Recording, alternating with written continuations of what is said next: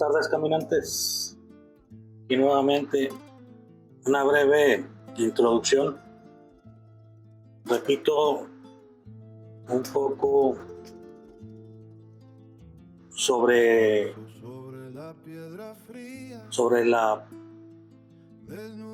el canal Vamos Caminando. Es un canal pensado para dar algunas pláticas relevantes. Puede ser el evangelio, puede ser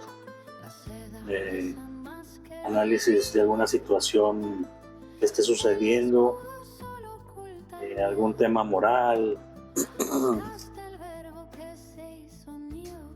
y se han de preguntar, pues si tú no eres sacerdote, tú no eres a lo mejor alguien autorizado, si alguien lo pudiera llegar a pensar. Y creo que sería erróneo pensar eso. O sea, cualquiera de nosotros que se considere cristiano o católico puede evangelizar, porque todos estamos llamados a evangelizar de una u otra manera. No es exclusivo para los sacerdotes. Lo exclusivo para los sacerdotes sería celebrar la misa. Ellos son los únicos que pueden hacer la consagración. Pero nosotros estamos llamados a evangelizar y evangelizar por todo el mundo, con los medios que tengamos y como podamos, y mientras podamos hablar y decir, creo que invitar a otros para conocer la palabra, para conocer el camino a seguir, pues es bienvenido. Cristo le sucedió lo mismo. O sea, ¿se acuerdan aquella escena donde él regresó a su pueblo y casi lo querían despeñar, ¿no? ¿Por qué? Porque dijeron que él no era profeta. Él dijo que nadie es profeta en su propia tierra, ¿verdad? Pues los más cercanos pueden decir, no, pues ¿quién es este para estarme diciendo esto o aquello? O si este es esto, este es aquello. ¿Qué tiene para decir? O sea, yo creo que sería muy malo pensar eso, porque hasta Cristo dijo, ¿verdad? O sea, nadie es profeta en su propia tierra. Y le decía, no, pues, si este es el hijo del carpintero, si este es él, lo conocieron desde niño. Entonces, obviamente yo no soy Cristo, ni mucho menos, y millones, ¿no? Millones de distancia de ser él. Simplemente yo me siento una persona convertida, una persona en conversión, y pues quiero platicar, ¿verdad? Y por eso hice este canal, para ver a quién al menos platicar, y si de algo sirve, pues qué bueno, ¿verdad? Dice alguien por ahí que aquel que salva una vida salva a la humanidad. Entonces, debes que alguien pudiera escuchar la palabra del Señor y transformar su corazón. Así me sucedió a mí. Así le sucedió a San Agustín. Él, con una predicación creo que de San Ambrosio, transformó su corazón. Entonces, esa es la razón del canal. Críticas pues siempre va a haber, más a lo mejor de los más cercanos, pero pues también son bienvenidas, ¿no? Las cosas buenas y las cosas malas. Es parte de la vida, es parte de la psicología del ser humano. Entonces, más que nada, quería hacer esa introducción, y aquí estamos, ¿no? Y les comento esto porque mi plática anterior sobre la verdad, alguien por ahí me la tumbó, ¿verdad? O sea, hicieron que el canal la quitara. No sé los motivos, pero por ahí tengo pendiente volver a hacer una plática sobre la verdad. Yo creo que por ahí dolió a alguien y quitaron, ¿verdad? Pero no pasa nada. Creo que a todos nos sucede, a todos les pasa. Cualquier persona que quiere llegar a ser pública, pues no está exenta de que le arrojen piedras, y haya críticas, tanto buenas como negativas, ¿no? Pero este era el paréntesis. Hoy vamos a platicar sobre el evangelio que viene este domingo, que es el de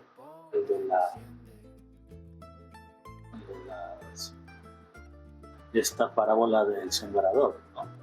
De San Mateo 13, del 1 al 23. El sembrador salió a sembrar.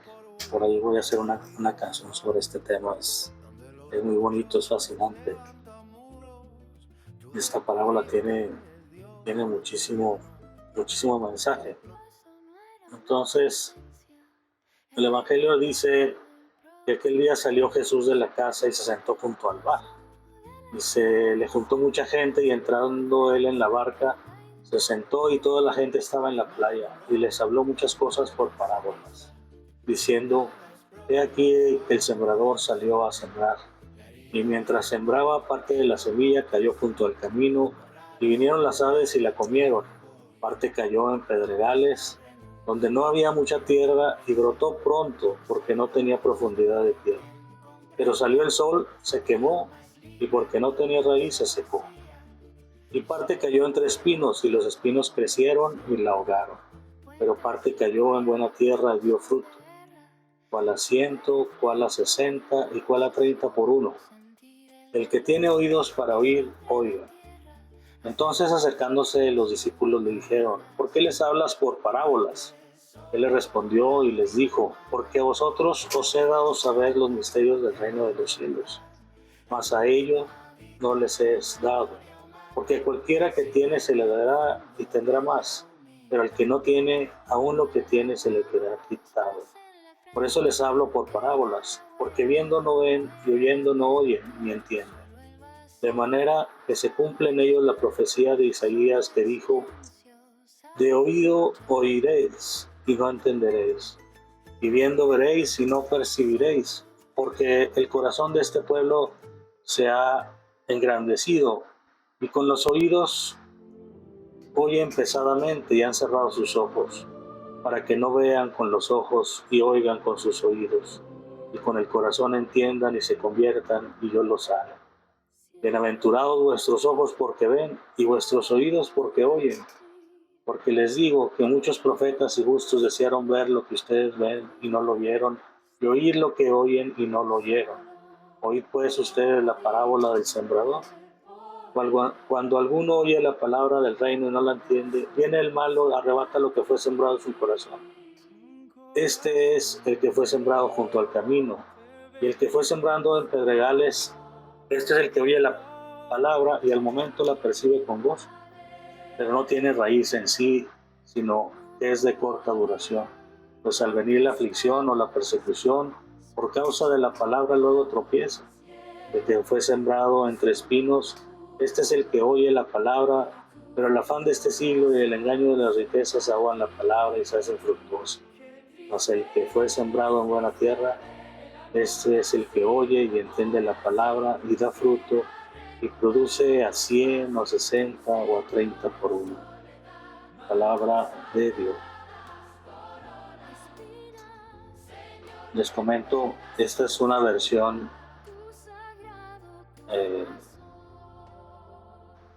de una Biblia literal no católica, o sea, es la Reina Valera. Quiero leerla así para que sea, si los cristianos que escuchan pues también vean que no hay problema por leer esta otra versión. La verdad hay muy poca diferencia. La diferencia entre las Biblias protestantes son algunos libros. Recordemos que el protestantismo viene de Lutero, y Lutero fue un sacerdote católico. Entonces, él tuvo mucho respeto sobre la palabra, pero no sobre el papado y la autoridad eclesial. Ahí fue donde él se equivocó, como sucede actualmente con los lefebvristas. Ahorita hay un sismo actual porque ellos ordenaron a algunos obispos sin permiso del Papa, eh, pues la desobediencia humana, ¿no? A final de cuentas, y es triste, tenemos que pedir mucho por esto, por la unidad de la iglesia, por la unidad de todos los cristianos, seamos de alguna denominación o de otra, inclusive los judíos, los mismos judíos, a quienes estimo mucho, los mismos los musulmanes que también estimamos. Todos somos hijos de Dios. Ahí acabo de poner una canción sobre San Francisco de Asís y dice que debajo del sol pues nada nos pertenece. Todo es de Dios, todos somos iguales, todos somos hijos de Dios. En el caso de nosotros católicos, pues sí debemos una obediencia al magisterio de la Iglesia, al Papa. ¿Por qué? Porque se dice que donde está Pedro está la Iglesia, entonces básicamente ahí ahí le contestaría todo, ¿no? Donde está Pedro está la Iglesia. ¿Por qué? Porque Cristo fundó en Pedro la Iglesia. Y la sucesión apostólica pues ha continuado por miles de años. Entonces, entrando ya en esta explicación o esta narrativa de la parábola del sembrador, de esta meditación, si lo queremos poner así,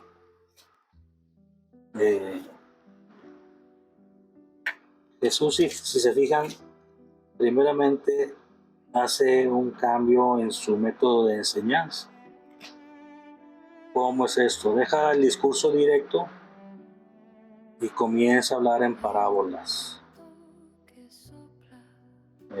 Él dice que debido al endurecimiento del corazón, principalmente de los líderes religiosos,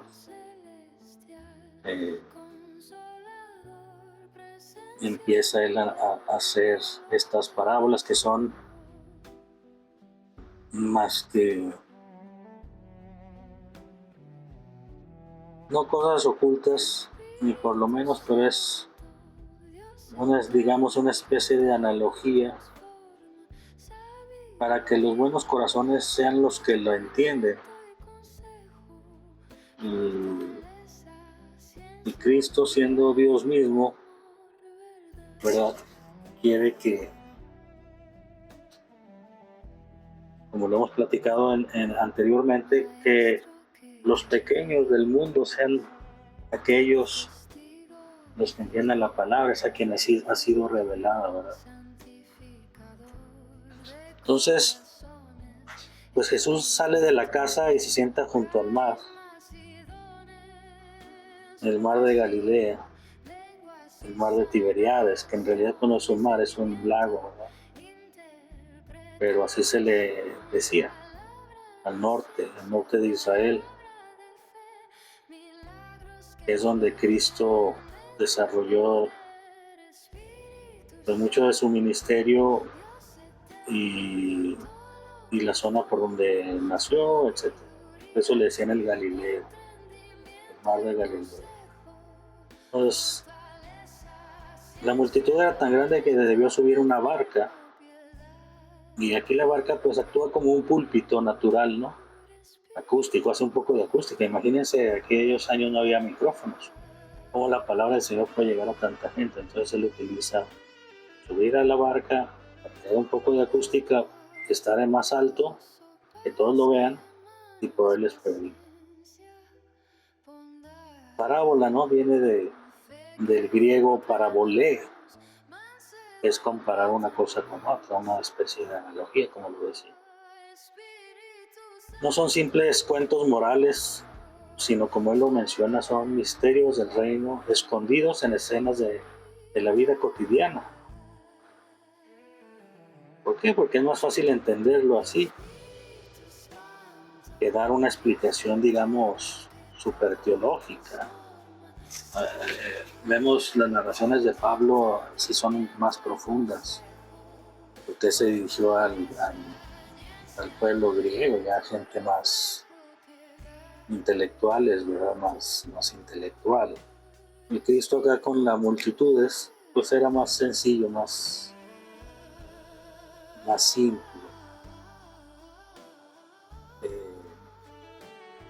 y nos narra inmediatamente sobre el sembrador y la semilla.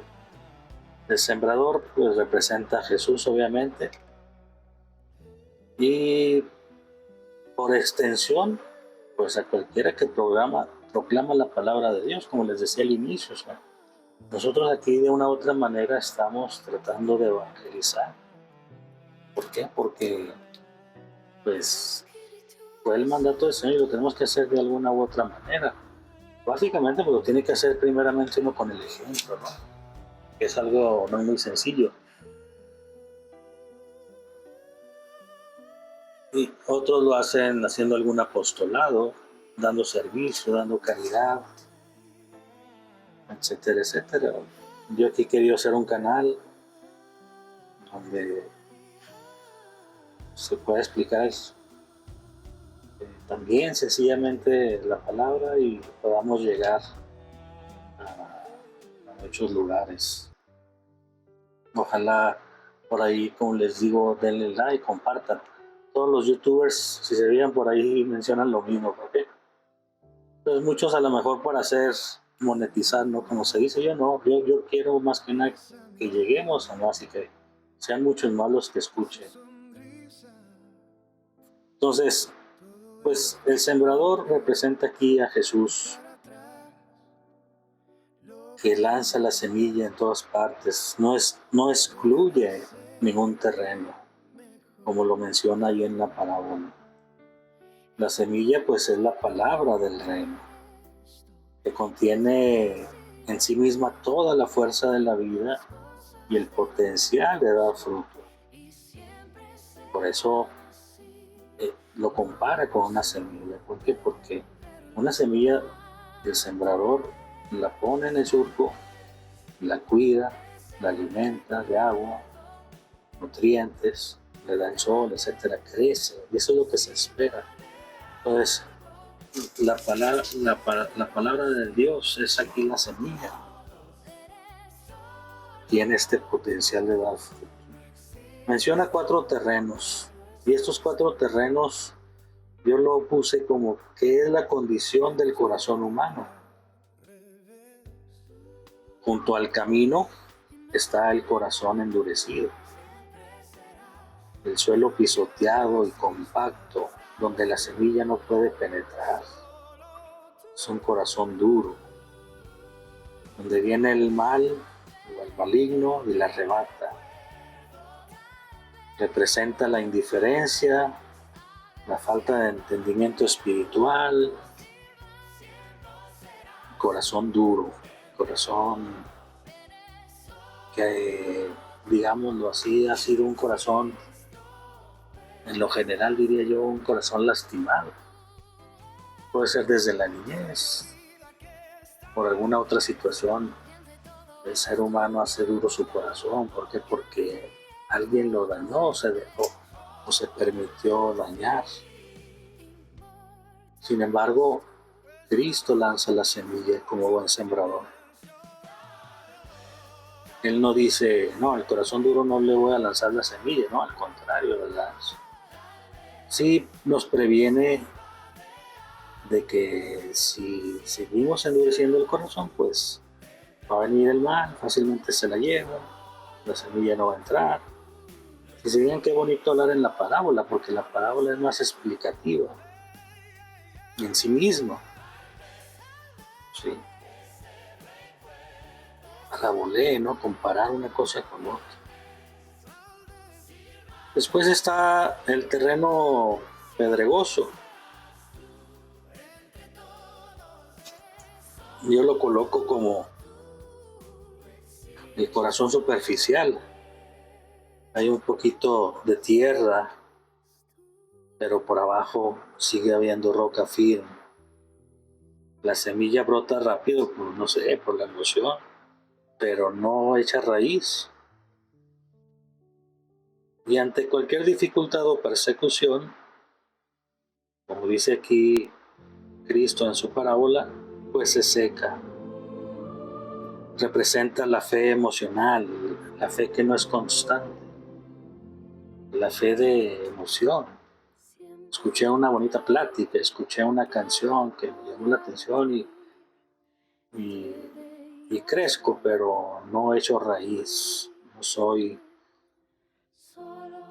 superficial, no soy profundo. Después viene la que cae entre espinos, y este viene a ser el corazón ahogado. La semilla crece, pero las preocupaciones del mundo, dice Cristo, la seducción de las riquezas, vuelve a mencionar la riqueza, ahoga la palabra. Representa la falta de prioridad y el materialismo. Aquella persona que solo lo material lo llena. Y volvemos al tema, está vacío, no va a germinar, no va a echar raíz esa semilla. La palabra del Señor debe estar en el corazón, recordemos. Por eso pone este ejemplo de los terrenos, porque nos vamos a identificar con uno, o con dos, o con tres terrenos. A veces nuestro corazón puede estar muy duro, a veces puede estar blandito, a veces puede estar bien, a veces puede estar inconstante, a veces. Y la fe, para que realmente crezca, pues se tiene que pedir, ¿no? Ese crecimiento. Señor, dame fe, dame más fe. La fe es un don, es un regalo, algo que se nos da. Por eso hay que pedirlo. Pidan y se les dará. Tenemos que incluir ahí la fe. Pidamos siempre, por ahí todas las mañanas cuando amanezcamos: Señor, gracias por la vida, y Señor, aumenta mi fe. Hoy aumenta mi fe. Hoy quiero que tu semilla caiga en mi corazón dócil, que viene a ser el que cae en tierra buena, el corazón dócil, el terreno labrado y abierto, el que escucha, comprende y retiene la palabra, el que produce frutos a niveles extraordinarios. Cristo lo menciona al 100, al 60 o al 30, pero hay un crecimiento, ¿verdad? No hay perfección, porque pues sabemos que Dios es el único perfecto, ¿no? Nosotros como seres humanos somos muy imperfectos, pero en nuestro corazón sea gozo. Señor, gracias por la vida. Señor, aumenta mi fe. Señor, que tu semilla caiga en mi corazón y que mi corazón sea dócil. Tenemos que pedirlo. No es que se nos dé así nada más porque sí. Tenemos que pedir. Como les digo, la fe es un don, y si no se pide, no se va a tener. El propósito de las parábolas: ver sin mirar. El misterio revelado a los sencillos. Vuelve a mencionar esto Cristo, a los sencillos. Jesús cita al profeta Isaías. La parábola revela la verdad a los corazones hambrientos, pero lo oculta o la oculta a los corazones soberbios, la soberbia. Tú quieres que tu corazón sea hambriento, que tenga sed, como dicen, de justicia, de verdad, o quieres ser soberbio. Es increíble ver ya gente muy adulta que sigue siendo muy soberbia. ¿Y a qué me refiero con adulta? Y pongámoslo en la línea del tiempo, pues es que ya está muy cerca que se acabe esa línea del tiempo, o sea, muy cerca a Dios o al juicio de Dios. Y es increíble que siga habiendo tanta soberbia. Si desde jóvenes somos soberbios, desde niños pudiéramos decir algunos, tenemos que aprender a dejar esta soberbia. Lo puse en mi canción del globo, aquel globo que se infla, pero que está hueco, que está vacío. Para la crítica somos buenos, ¿verdad? Para juzgar al otro somos buenos. Para querer bajar al otro somos buenos. Y Cristo lo pone aquí, por eso dice que lo revela a los sencillos. Tienes que ser sencillo, tienes que ser sencillo. Si eres soberbio, muy difícil que entre esa semilla. Es una parábola, la verdad, muy, muy determinante en la enseñanza de Cristo. Él mismo lo dice, y dichosos los oídos que oyen, el corazón que escucha, el corazón que no está ciego, esta ceguera espiritual. El problema no está en el mensaje, caminantes. El problema no es el mensaje de Cristo, sino los ojos y los oídos embotados del oyente. Ese es el problema en el mundo. Si lo queremos resumir, viene a ser la soberbia, el crecimiento pronto, así como Cristo lo ve en esos líderes del momento, ¿verdad? En los fariseos, los escribas, los sacerdotes de la ley, tanta soberbia que nos hace daño. Entonces el problema no es el mensaje, el problema está en nuestros oídos, en nuestro corazón. El conocimiento del reino, como les digo, es un don. Cristo lo menciona allí. A ustedes se les ha concedido conocer los misterios del reino. Se les ha concedido, es decir, se les ha dado. Es un don. Dios pone las semillas de forma gratuita. Y esto se llama, ¿cómo se llama, caminantes? A ver si alguien por ahí lo sabe. Se llama gracia, la gracia de Dios. Pero el hombre debe preparar el terreno. ¿Qué es ese terreno? Es esa libertad humana, ¿no? Dios no fuerza el crecimiento. El sembrador es paciente. Dios no se va a cansar de sembrar. A pesar de que 3 de esos 4 terrenos fallan inicialmente. Su lógica no es la de la eficiencia humana, sino la de la esperanza divina. Su lógica no es la de la eficiencia humana, sino la de la esperanza divina. Todo santo tiene su pasado, se dice por ahí, ¿no?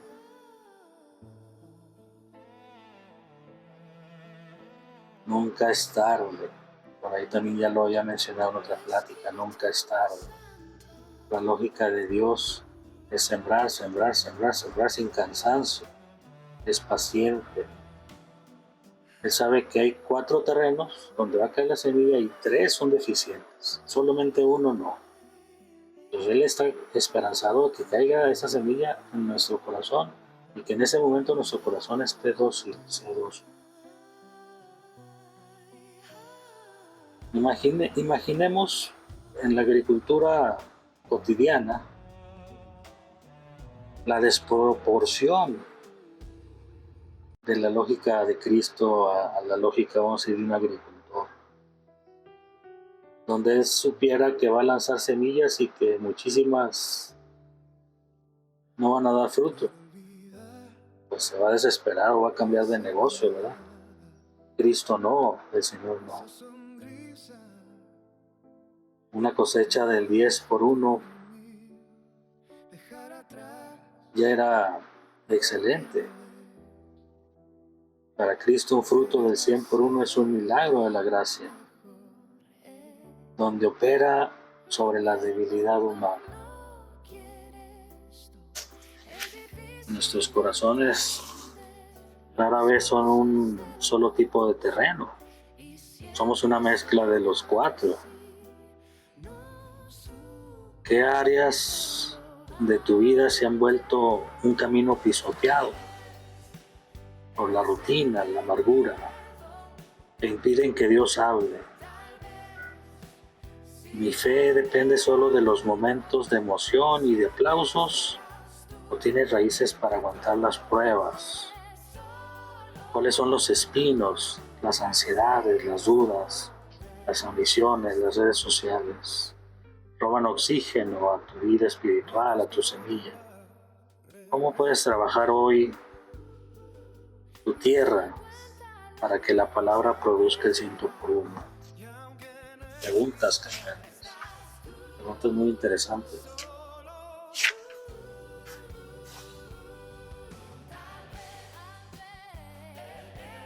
Hay una palabra que se llama kenosis, la debilidad de Dios, las paradojas teológicas, esta vulnerabilidad a la que Dios somete su propia palabra, la vulnerabilidad de la gracia. El sembrador no coloca la semilla con precisión quirúrgica, solo donde sabe que dará fruto, no, la derrocha, la lanza a cualquier corazón, como lo menciona. Ya habíamos hablado antes de la kenosis, el abajamiento de Dios, donde Dios se baja a nuestro nivel, donde expone su verdad al rechazo, al pisoteo, al ahogo, a la indiferencia humana. Somos hijos muy, ¿cómo lo podría poner? Muy insolentes, o hijos muy desgraciados.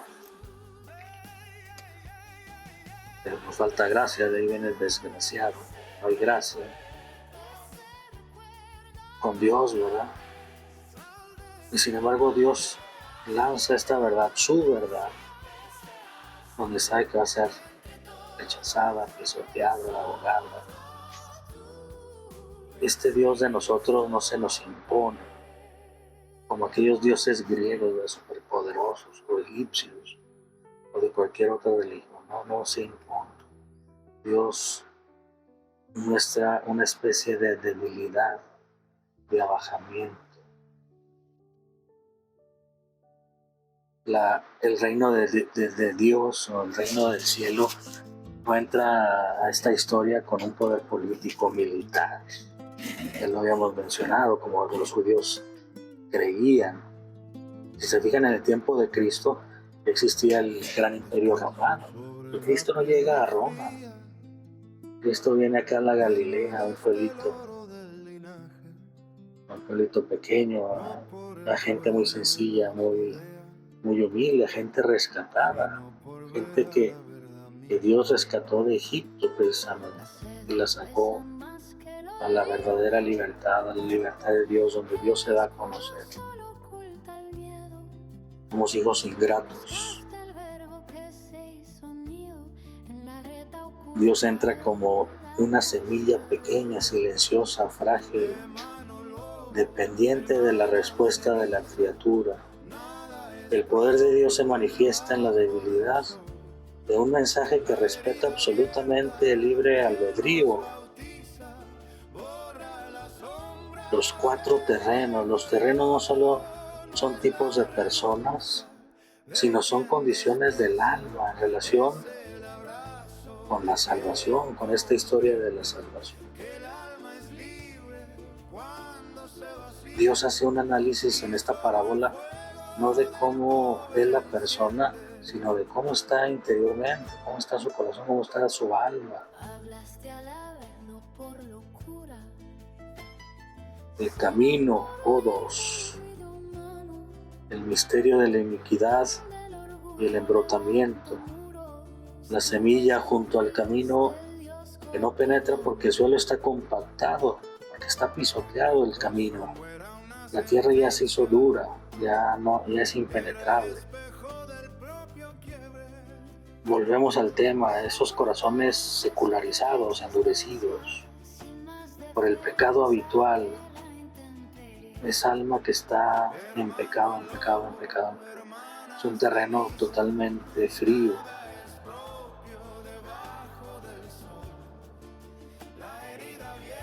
La falta de fe, a final de cuentas, empieza por una falta de atención a los misterios de Dios, una indiferencia de Dios. Aquella persona que está súper ocupada todo el día con su trabajo, con su dinero, con sus cosas, pero que es bien indiferente a Dios.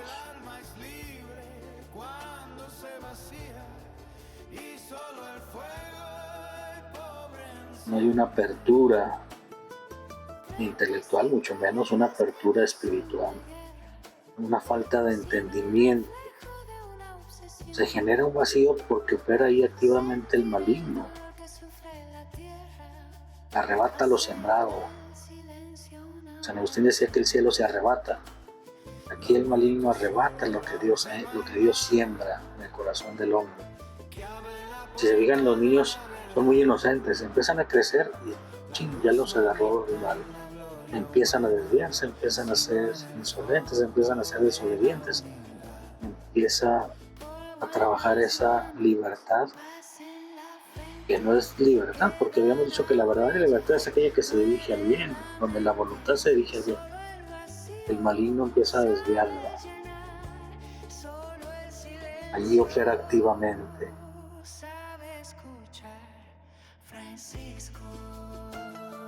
La fe se desarraiga, donde la tierra es superficial, una capita nada más. La dureza del corazón subyacente representa la fe que se recibe con un asentimiento emocional, pero sin ninguna conversión existencial. ¿Cuántas veces has ido a un retiro, has ido a una plática, has ido a lo mejor a una misa y te llama algo la atención y vienes muy fervoroso, pero otra vez vuelves a caer? Sucede algo bonito y casi como si fueras bipolar, ¿no? Estás a todo dar y de repente otra vez estás con los pelos de punta, ¿no? San Juan Crisóstomo señalaba que este terreno carece de la humedad de la penitencia. Imagínense qué profundo. Carece de la humedad de la penitencia, donde el corazón no es penitente, donde el hombre deja de ser penitente, donde no hay penitencia, donde en tu vida no hay conciencia de que pecas y por lo tanto estás en un sentido de reparación. Eres penitente. La humedad de la penitencia. No hay gracia sacramental, no hay oración, no hay sol.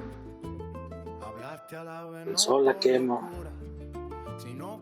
Viene la tribulación, la persecución. En pocas palabras, la cruz. Y la cruz la aventamos. La cruz de cada día no la queremos cargar y la aventamos. La cruz se convierte en piedra de tropiezo en lugar de un camino de salvación, donde eres incapaz de sufrir algo, de ser penitente. Vuelvo al tema. Jóvenes, muchachas que se ven que no saben sufrir, que la vida no nos ha enseñado a sufrir, y es que esta vida, la cruz es parte de nosotros, es inherente a nosotros. Yo recuerdo un libro que tenía por ahí mi papá que se llamaba Para sufrir menos, para sufrir mejor. Pero nunca dejas de sufrir, ¿verdad? Para sufrir mejor, cargar la cruz.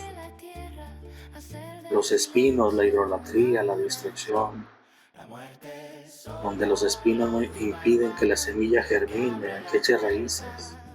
No hay frutos. El texto griego original habla de merimna, ansiedad, preocupación mundana. Esa es la distracción, los espinos, el engaño, la seducción de las riquezas.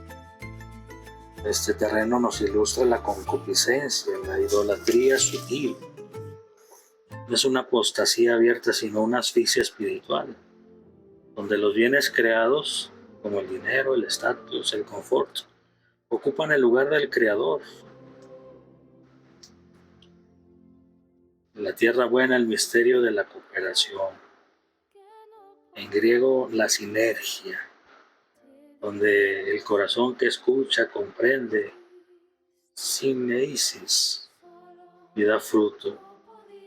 Aquí radica el misterio de la sinergia teológica, La salvación es 100% obra de la gracia de Dios y la semilla tiene todo el potencial de vida.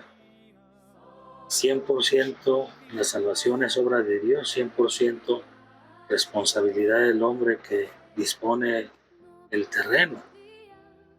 El fruto 100, 60 o 30 sobrepasa la capacidad natural del suelo, lo que demuestra que el fruto de una vida santa es siempre un milagro de la gracia, operando en la docilidad humana. ¿Queremos ser dóciles caminantes o no? Después viene que los discípulos le preguntan, ¿por qué hablas en parábola? Y Cristo contiene una densidad teológica imponente sobre el juicio y la gracia, al mismo tiempo simultáneos. La parábola tiene una doble función pedagógica y espiritual. Revela por un lado el misterio de los limpios de corazón, aquellos anahuim que les dije, los pobres de Dios, los discípulos, y condena el orgullo de los fariseos que creen saberlo todo. Es decir, la parábola protege la santidad del misterio. Y solo aquel que tiene una disposición de fe, pues se le dará más. No sé si han fijado que leemos un evangelio y lo entendemos a una manera. Después lo volvemos a leer y lo entendemos de otra manera. Y luego después lo volvemos a leer y dices, ching, esto no me había dado cuenta que decía esto. O sea, vienen luces y luces y luces. ¿Por qué? Porque Cristo en su palabra revela las cosas y de acuerdo a cómo esté tu corazón en ese momento, lo escuchas. La gracia entra. Permites que la gracia entre. Pero la gracia tiene que ser operante, tiene que dar fruto. Tienes que actuar, no solo en palabras, sino en hechos. Jesús cita a Isaías. El endurecimiento del corazón de Israel no es una falla en el plan de Dios, sino el cumplimiento de la profecía sobre la resistencia humana a la gracia. Dios no ciega activamente a las personas, sino les da luz.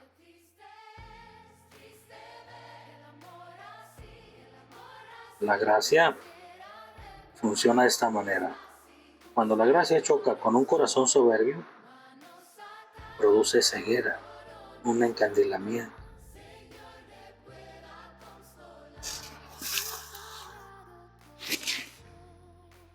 La iglesia militante en la tierra, esta comunidad de Dios, diversos terrenos. La iglesia no es una comunidad de santos o perfectos ya salvados. Muchos dicen, no, es que, pues, ¿para qué vas a misa? ¿Para qué vas a la iglesia? ¿Para qué? Tú eres muy cruzado, tú eres muy esto, tú eres muy aquello. No, al contrario, porque soy pecador y porque quiero ser salvado por el Señor, por la gracia. Pues por eso me acerco, si no, imagínense. La iglesia no es una comunidad de puros o perfectos ya salvados, sino el campo donde la palabra sigue luchando por dar fruto en medio de debilidades y de espinos. Para terminar, caminantes, la escatología de la cosecha. El final de la parábola mira hacia el juicio final. El reino de Dios es dinámico, está en proceso. Vendrá una cosecha divina.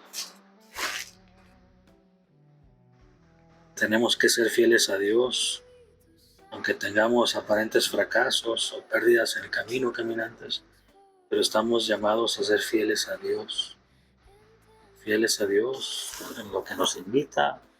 Ese Señor, ese dueño de todo el universo, de todo lo que existe, todo lo que vemos y todo lo que no vemos, un día lo vamos a necesitar tarde que temprano. Que nuestro corazón sea dócil, que tengamos frutos de santidad, frutos de salvación, frutos de la gracia, frutos de ser mejores personas, de ser mejores hijos de Dios, con nuestros hermanos, con nuestros cercanos, con nuestros semejantes. Vivimos, si se fijan, todavía en un mundo donde hay guerras y guerras y guerras. Odio, odio, odio. una gran cantidad de odio, desde, como les digo, desde los más cercanos hasta a veces los más lejanos. ¿Qué vamos a hacer, caminante? Pues tenemos que tener fe, tenemos que tener esperanza. Dios es paciente, espera un corazón dócil, entonces seamos dóciles al Señor. Ya lo voy a dejar aquí porque ya se nos hizo larga la plática. Sigamos dándole like, caminantes, mis bendiciones, mis mejores deseos, que su corazón sea dócil. Como les digo, cada mañana, Señor, gracias por la vida, Señor, gracias por tu semilla que caiga en este corazón dócil, Señor, dame fe. Con eso basta. Bendiciones, caminantes.